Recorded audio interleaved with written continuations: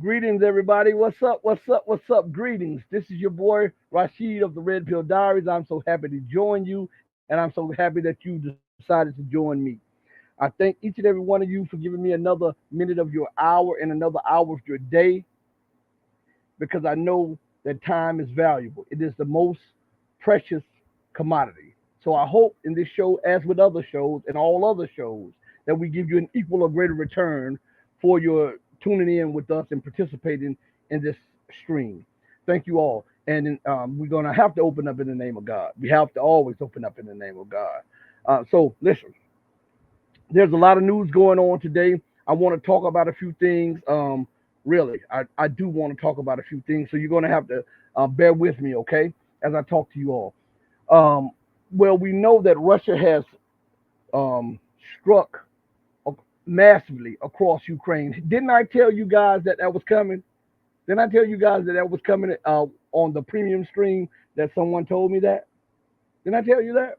All right. So it's a shock for everybody else because I believe this is the most massive strike that Russia has displayed since the war. But I was telling you that someone told me that, okay? That was in the offing and that was coming. Now, one thing that didn't pan out is the Iranian massive strike. I think the deadline was that for that was it's what Thursday or something like that. That hasn't happened right. So we'll look for that. But Hezbollah did strike. So we're looking at the Middle East, North African region bubbling over, right?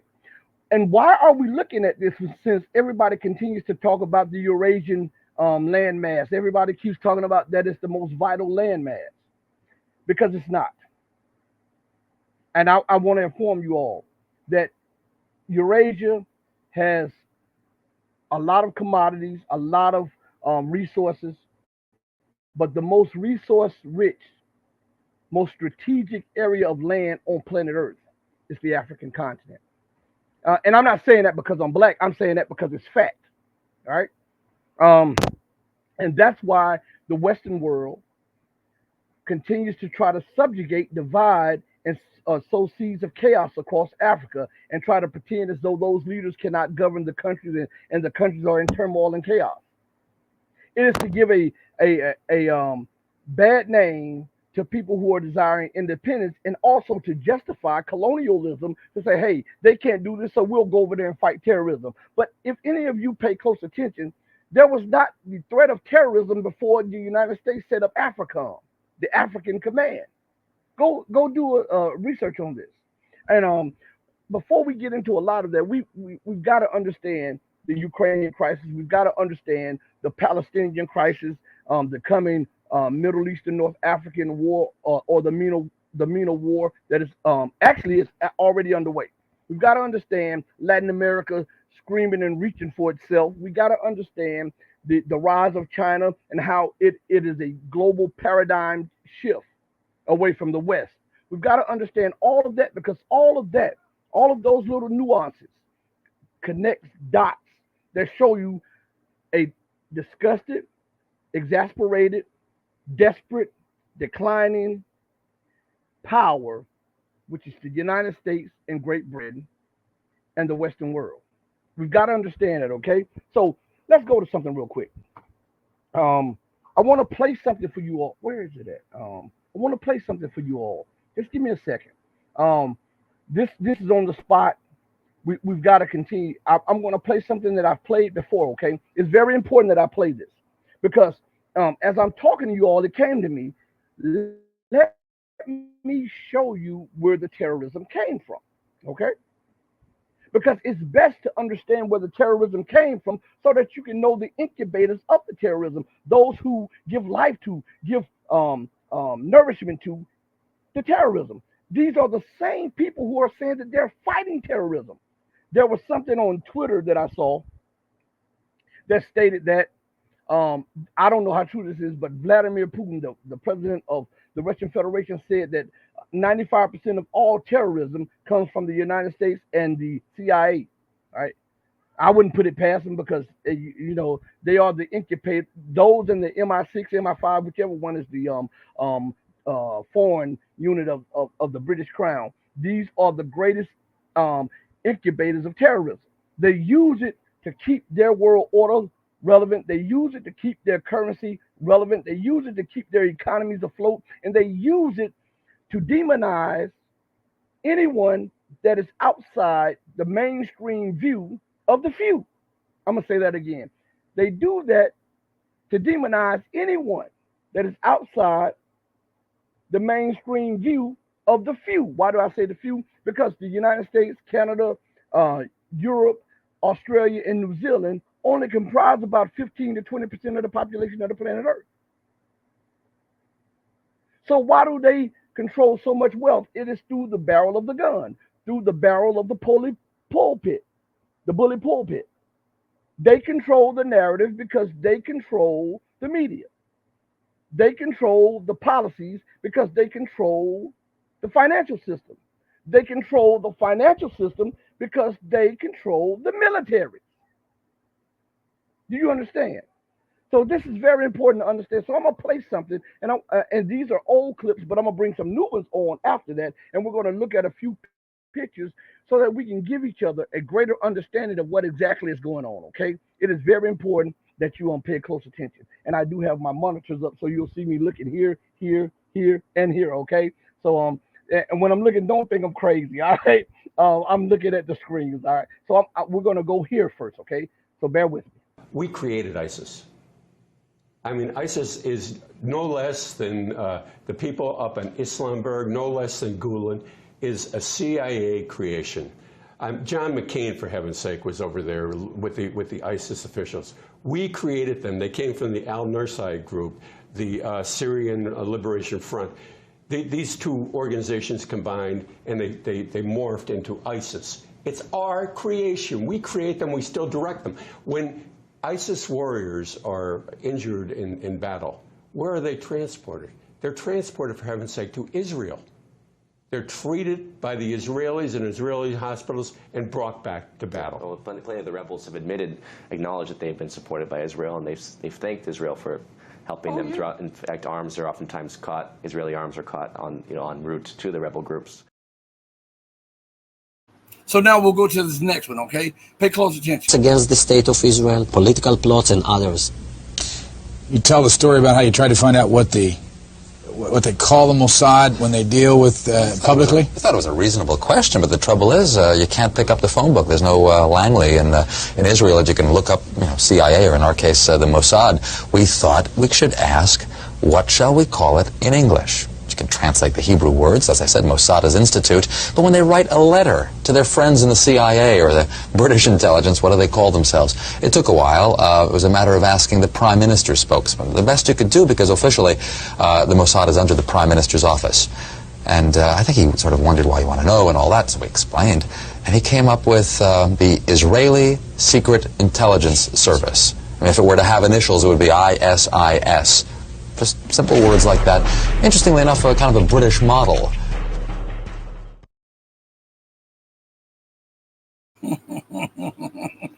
So listen, we're gonna. You got to bear with me today. There'll be a little messing up a little bit, but we're gonna keep it pushing. You know how every time we do the show, there's something that goes on that try to prevent the show from continuing on.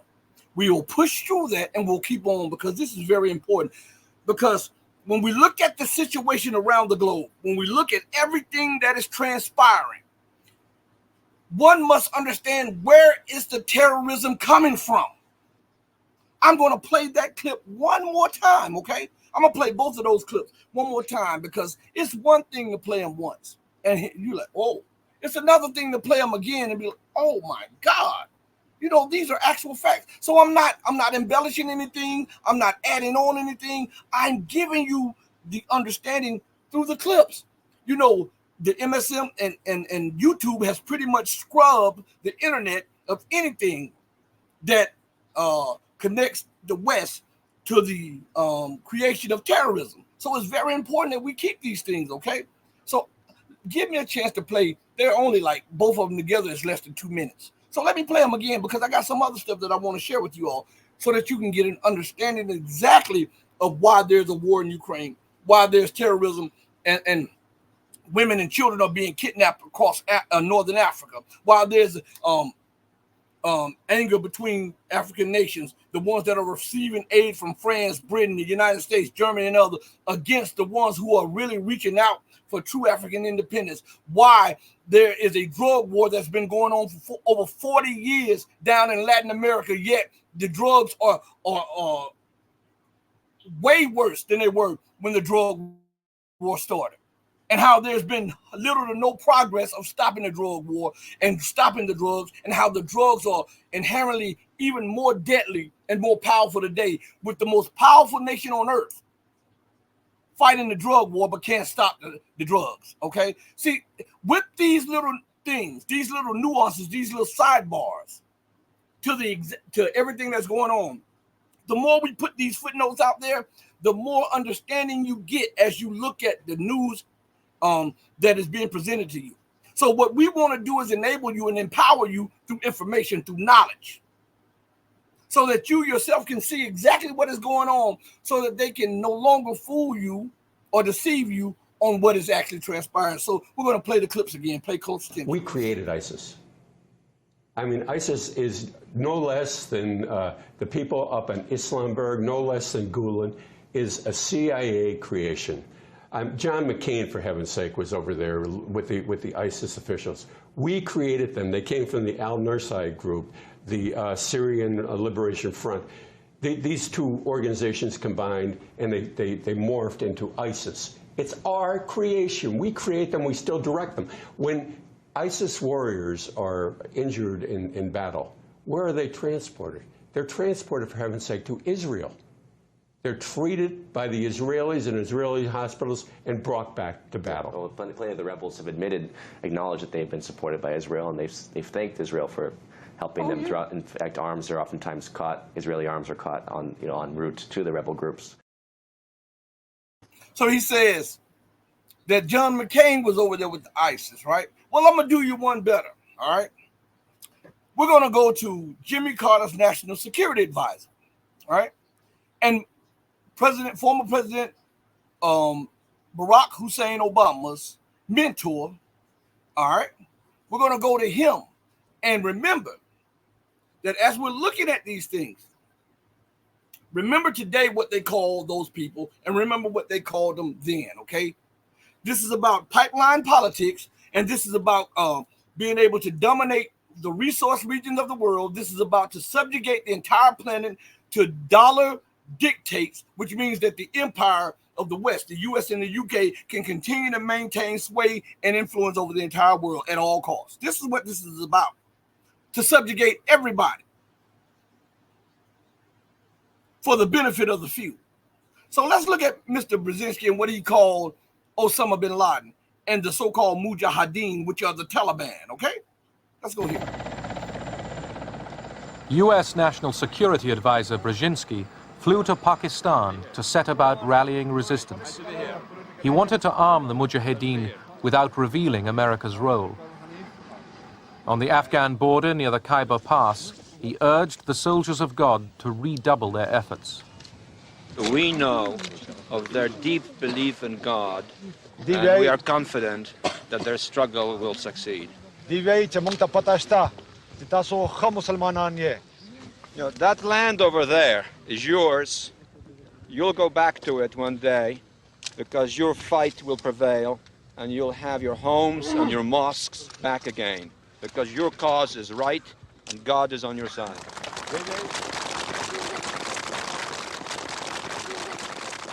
The purpose of coordinating with the Pakistanis will be to make the Soviets bleed for as much and as long. So he says, you'll win. You're going to win this war because you believe in God. You believe in God. You're going to win this war because your purpose and your cause is right. It's true. Now, hold up. Here's something, right? The purpose and the cause is true. Now, remember, they were fighting for liberation. They were fighting to win, right? The U.S. stood and gave them weapons. Now, the Taliban is fighting, and they've been fighting against the U.S., but they're terrorists. When they fought the Soviets to extricate them from their land, their cause was true. When they were fighting the Americans, they became terrorists. They're mujahideen, or warriors of God, under what Brzezinski said, when they're fighting the Soviets, right? But they flip the script and they become terrorists and Islamic extremism and Islamists, right? I told you they take these words and put negative connotations to them so that nobody else, when you hear it over and over again, the first thing you associate with that is negativity. Wrong for this. But he said they're right. Their cause is right. That's what Brzezinski says, right? The National Security Advisor of President Jimmy Carter said that the Mujahideen, or Osama bin Laden, and the Taliban's cause was right and just, and they were fighting for God. Oh, how funny things change in just a few years. The propaganda machine can get you, right? So from being warriors of God to being disciples of Satan, that's what takes place, right? Right? So we're looking at, as long as they were fighting against the Soviets, they were righteous. They were trying to liberate their lands, right? But they're trying to liberate their lands against American occupation, and they become terrorists, insurgents, Islamists, extremists, right? Do you see? These are incubators of terrorists and terrorism. Let's go to something real quick. Let's see if I can pull this up. Let me see. Where is it at? So I want to show you something real quick. Let's see. Share screen. Share screen. Give me 1 second. Let's see if we can do this.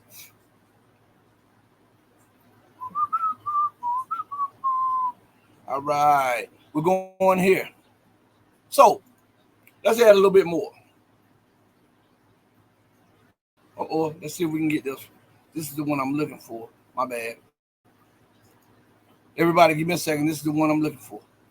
All right, we'll put this up on the screen. All right. Now, let's look at it. Everybody. Look at that. Zbigniew Brzezinski with Osama bin Laden in 1981. 91. 2001. Only a 20-year period transpired before he went from being a warrior of God to the #1 terrorist and wanted man on the U.S. wanted list. Isn't that something? Tim Osman, Mr. Osama bin Laden himself. You see him on there with Brzezinski, right? So now he is the one passing arms to the Taliban. He is the one passing arms to Osama. He is the one that is the middleman and the controller of what's going on. He is financing the training of the Mujahideen. Under his watch, they were called warriors of God. But today they're called terrorists, Islamists, Islamic extremists, right? Right? You see how they changed this stuff up? Now, even more so, let's go back to something. All right? I'm telling you, we're going to get this thing. I do nothing but prove to you what I'm saying. That's it. I don't want to be looked at as anybody but a person who wants the truth out. Now listen to what is. Look at this. This is a real article that was published back then. And in this article, you see this article right here on the screen. Listen to the title of it. Anti-Soviet warrior puts his army on the road to peace.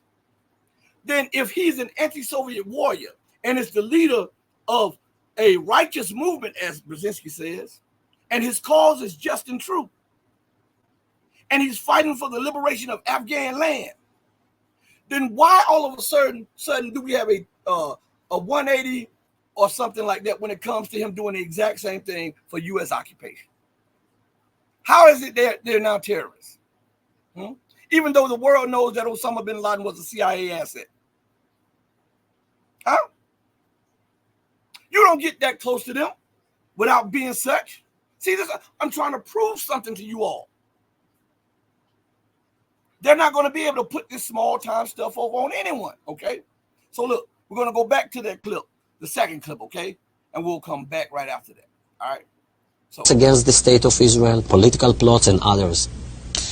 You tell the story about how you tried to find out what they call the Mossad when they deal with publicly? I thought it was a reasonable question, but the trouble is you can't pick up the phone book. There's no Langley in Israel that you can look up, CIA, or in our case, the Mossad. We thought we should ask, what shall we call it in English? You can translate the Hebrew words, as I said, Mossad is institute, but when they write a letter to their friends in the CIA or the British intelligence, what do they call themselves? It took a while. It was a matter of asking the Prime Minister's spokesman. The best you could do, because officially the Mossad is under the Prime Minister's office. And I think he sort of wondered why you want to know and all that, so we explained. And he came up with the Israeli Secret Intelligence Service. I mean, if it were to have initials, it would be ISIS. Just simple words like that. Interestingly enough, kind of a British model. interesting enough, kind of like a British model. Why would he say that? Because the Brits use that type of covert operations to maintain the British Empire. The British used all of that to sow seeds of dissension and discord and division so that they can divide and conquer lands and keep their empire going. Is that not what we see America doing around the globe? And now here's the question. If ISIS is so pro-Islamic, because we hear them saying, Allahu Akbar, and all that stuff, we hear them screaming that, right? Then why have they never shot at any Israeli town? If they are trying to set up a caliphate, right? Then why have they not started with Palestine? Why are they starting in Syria or Iraq or anywhere else? And isn't it ironic that the places that they want to start at are the very places that America needs destabilized so that they can cement their foothold in that area? Huh? Why haven't they blasted, and I'm not advocating war, I'm just saying, I'm just posing questions. Why haven't they blasted the Vatican? Why haven't they blasted the European continent? Why haven't they blasted the United States? Huh? Why is it always them blasting Muslim lands, African lands, right? Or enemies of the United States? When we see the terror attacks in Russia, the first thing they say is ISIS. Well, who runs ISIS? And why would they happen at a time when America and Russia is at odds with each other? Why is ISIS attacking Assad in Syria when Assad is trying to liberate his country? Why is ISIS bombing and assassinating people in Iran and Iraq when it's beneficial to America and Israel? Huh? I'm asking. We get this story that Saddam Hussein was a dictator, right? We get that. That's what they tell us, right? I'm trying to show you something. That everybody that they designate dictators, they either help them get in power or stay in power. And when they used up their usefulness, they became tyrants, dictators, and criminals, right? Oh, you don't believe me?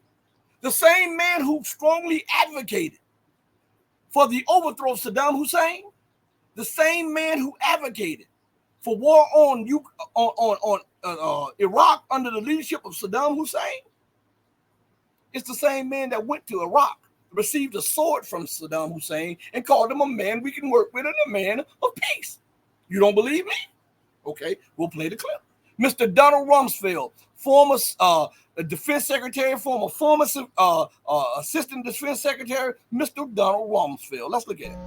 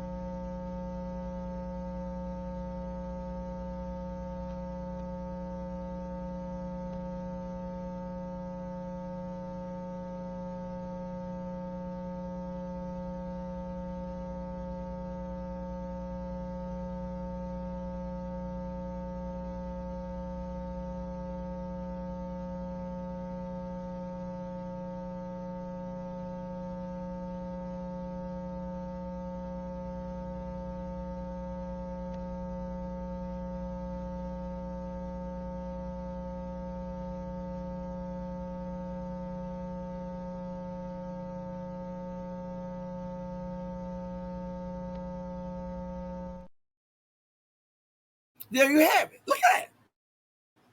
How is it? Come on, talk to me. How is it that everybody that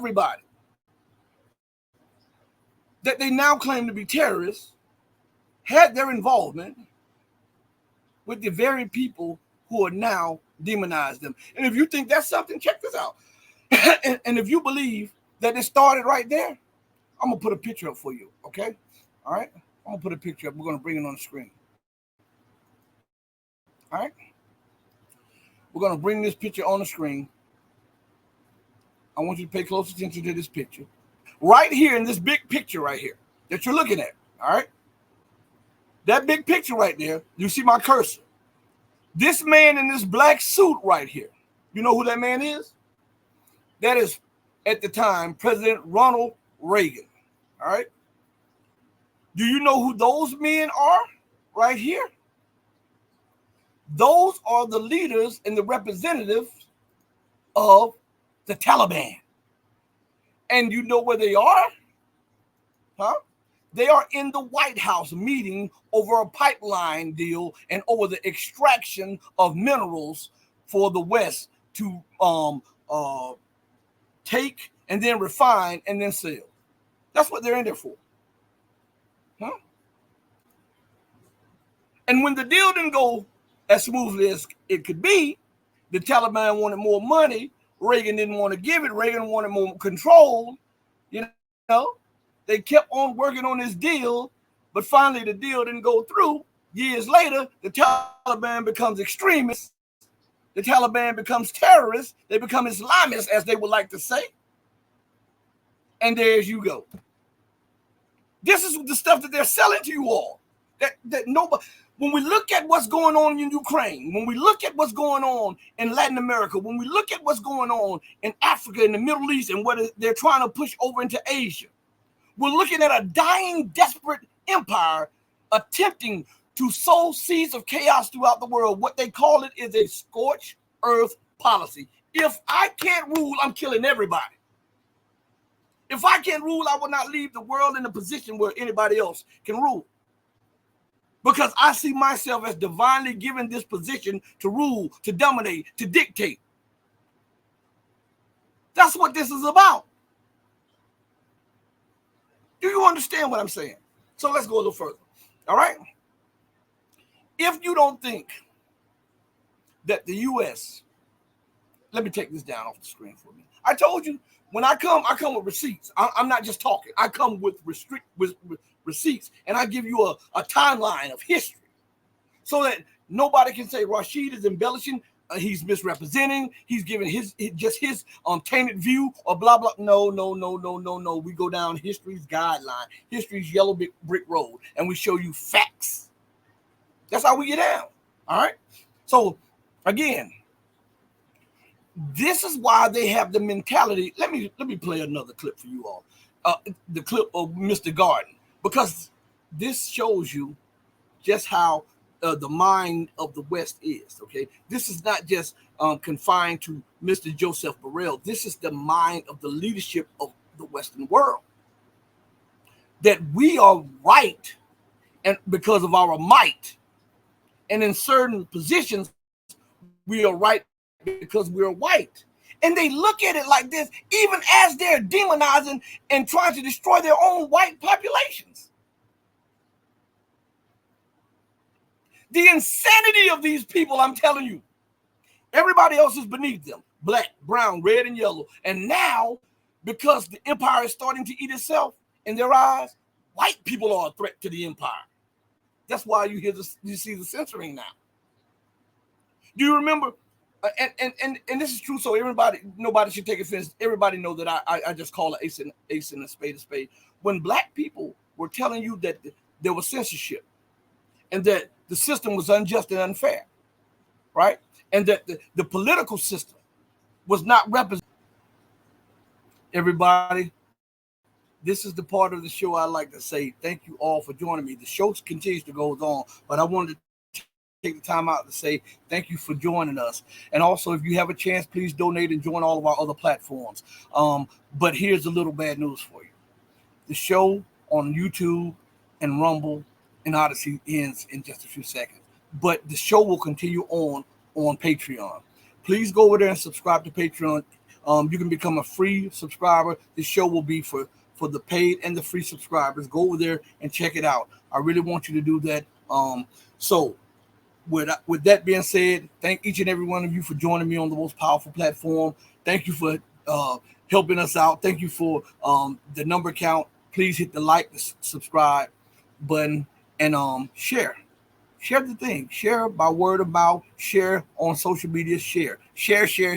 All right, we're not Sunny, but we want to be shared. On that note, I will go out the same way we come in. Thank each and every one of y'all. Peace. May God bless each and every one of y'all. I'm out of here.